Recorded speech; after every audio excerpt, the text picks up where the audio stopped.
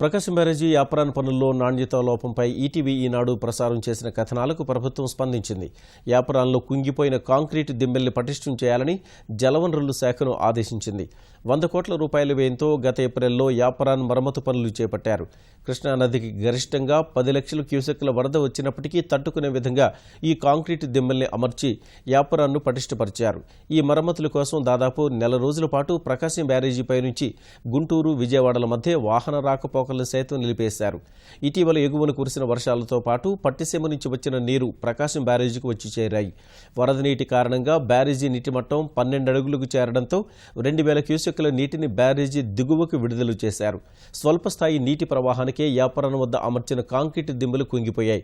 పనుల నాణ్యతా లోపంపై ఈటీవీ ఈనాడు కథనాన్ని ప్రసారం చేశాయి. దీనిపై స్పందించిన ప్రభుత్వం తక్షణం మరమ్మతులు చేపట్టాలని కాంట్రాక్టర్ను ఆదేశించింది.